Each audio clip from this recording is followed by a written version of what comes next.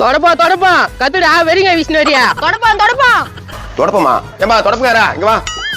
ஆஹா வியாபாரம் வந்துச்சுடா. இரு முதல்ல என்ன வாங்குதுன்னு பாக்கலாம். என்னப்பா தொடப்புன்னு கத்தின்னு வரீங்க? வேற எப்படி கத்த சொல்ற? தொடப்புன்னு தானே கத்த முடியும். எங்க கிச்சன்ல ஆயிடுச்சா வந்து கொஞ்சம் தொடச்சிட்டு போங்க. யோ நாங்க ஏன் அவங்க கிச்சனை வந்து தொடக்கணும்? நீங்க தானேப்பா தொடப்பேன் நீங்க.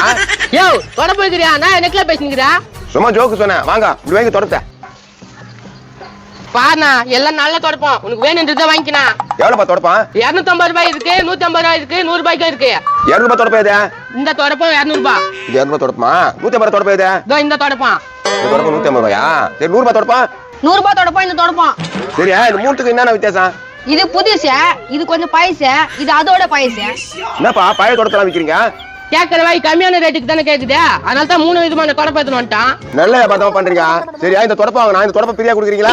ஏண்டா கம்மி ரேட்டு கேக்குறீங்க தான் இத்தனை விதமான தொடப்பம் எடுத்துன்னு வந்தான். இதுல ஃப்ரீயா தொடப்பு கேக்குறியாடா?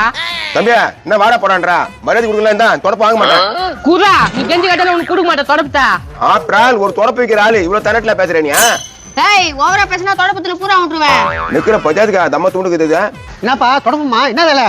200 ரூபாய் இருக்குது, 150 ரூபாய் இருக்குது, 100 ரூபாய் இருக்குதா? 20 ரூபாய் கிடைக்குமா? அவ்வளவு காசு கொடு, நான் தொடப்பு தரேன். இந்தா 20 ரூபாய்.